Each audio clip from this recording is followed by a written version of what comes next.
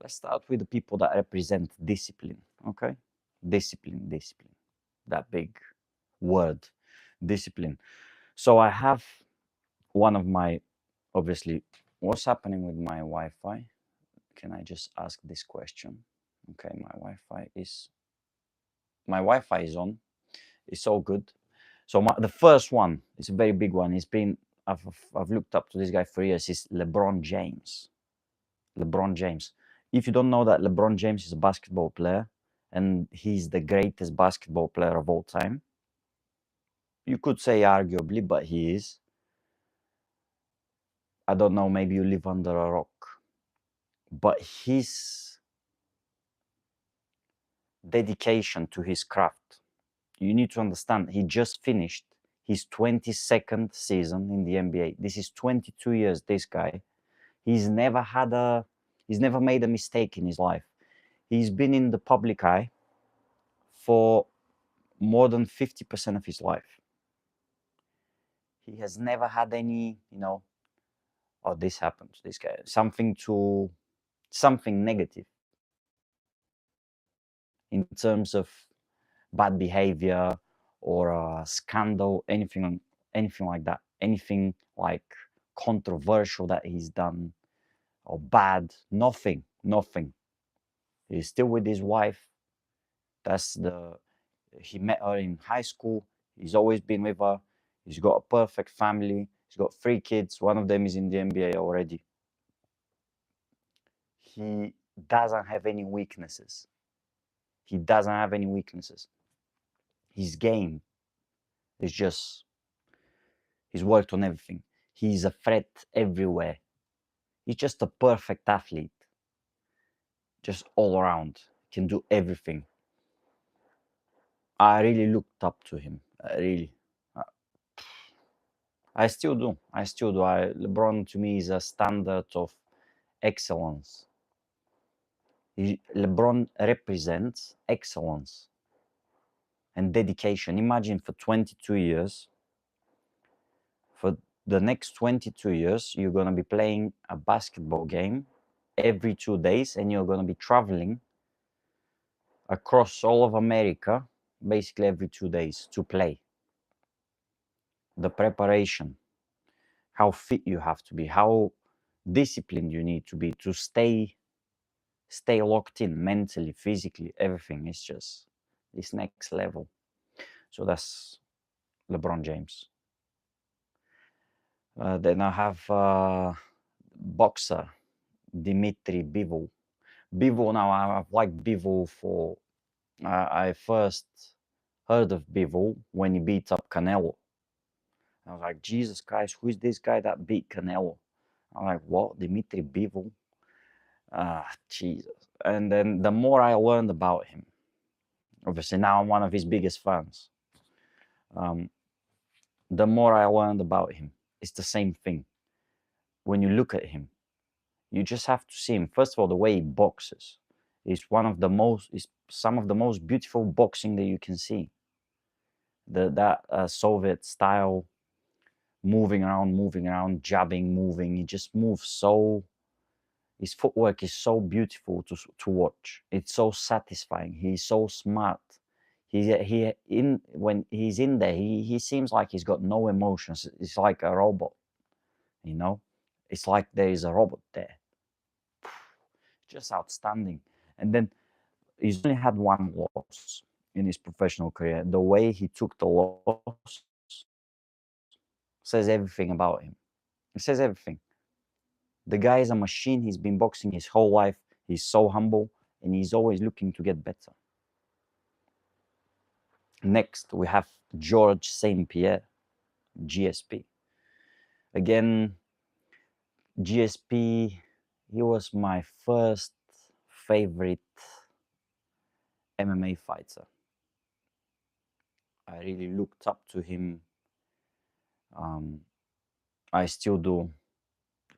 His skill is undeniable. He's at worst top 3 of all time.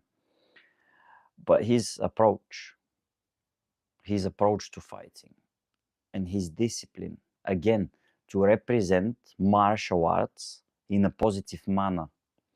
Because if you think about before him, MMA fighters, people refer to them as cage fighters. So these cage fighters are almost like as if we're talking about animals. But then you get George St-Pierre, the first proper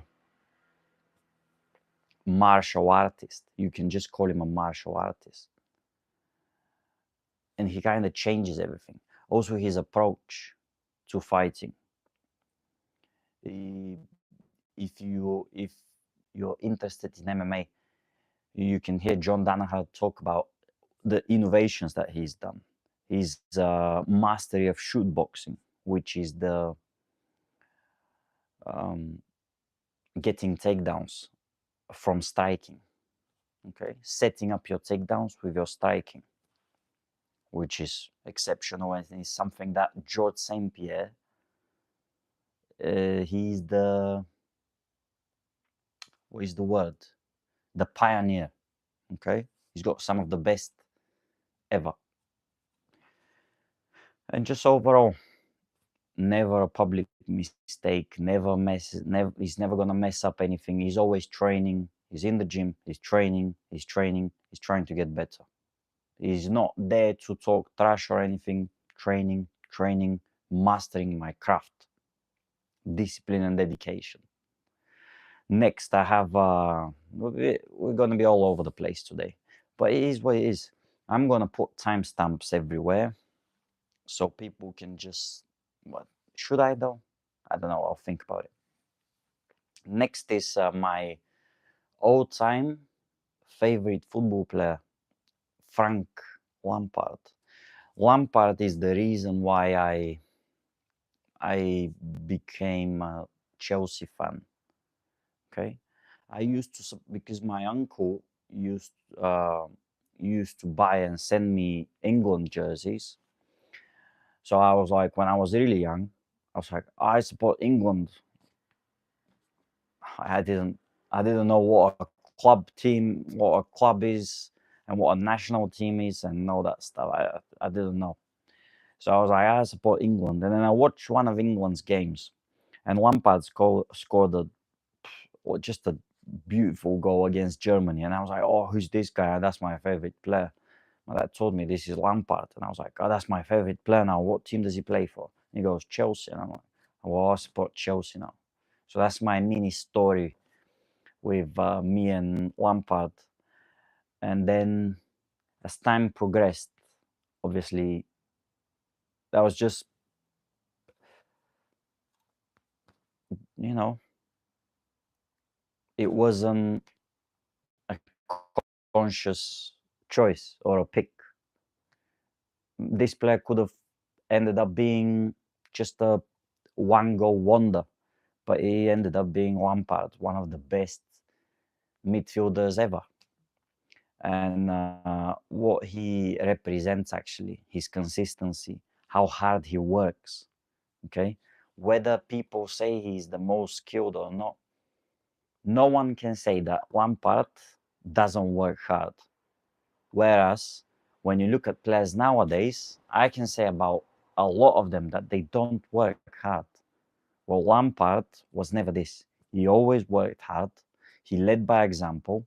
When there was a big moment, and when someone needed to say, "Hey, let's go, let's win that game," he was always there. He was always there. He was just so consistent. I had such a big confidence in him, and he never let me down. I can remember only one time he missed a penalty against Everton. That's all the bad things that I remember from him. And I've watched him for 10 years. It was just that was my favorite player. Even to a large extent, because of him, because he was right-footed and I was left-footed, I was forcing myself to play with my right foot just because I wanted to be like Lampard when I was young. And I ended up developing a very dangerous right foot as well. That's it. Next, we're shifting again. We're shifting gears. Maybe I should have grouped them differently, but it is what it is. I'm going by topic rather than by by occupation. Next one is Captain America. Okay, we're jumping into superheroes. Do I care? No. Is it embarrassing? No. Why would it be? I love, listen, whoever, if you don't know this, now you know. I love Marvel. Since I was, I don't know how young, since before I can remember. I love superheroes. I used to draw superheroes all the time. Superheroes, I'm the biggest Marvel fan there is. That's something that doesn't really fit into my personality, but it is what it is. From a very young age, superheroes. Oh my, superheroes. So, Captain America, the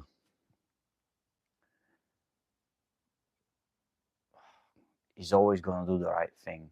He's always gonna sacrifice himself. He's always gonna say the right thing. He's just a good guy all around. He's always there to do the right thing. And I don't know what it is. I just like people like that. I kind of like bad guys, but just someone that represents good and that's always been good and will always be good. I don't know. I just like a classic hero. I've kind of been a bit like that. I see myself a little bit in this. I've never really, oh, how he's got off the, you know, he's taken a bit of a, he's going down a bad, what is it, path or whatever. Never happened to me. I'm always being straight. You know, I've always done the right things, never done anything stupid or silly. Yeah, Captain America. Captain America. I don't want to talk too much about that. No need. It's everyone knows. If you don't know, you're missing out so much.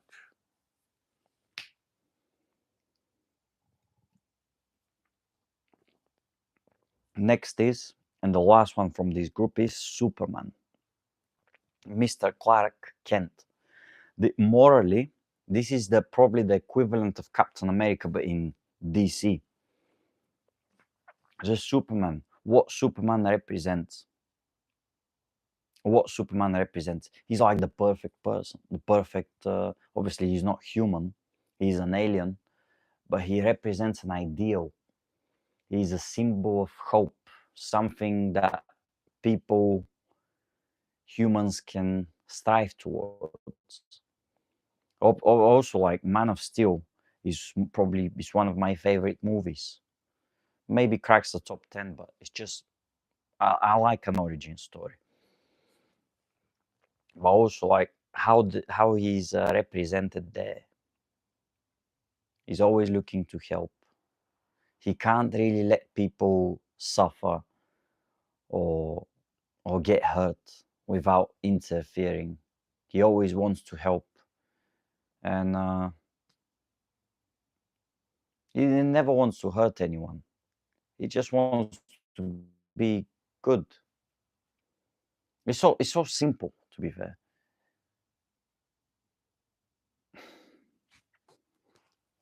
He's not trying to impress anyone. He just wants to be good and to help. He doesn't want to be the center of attention or anything. He's just there. He just wants thing to be. He wants order to be maintained. He wants people to be good. He wants to look at people and see the good side. That's just like Captain America, essentially.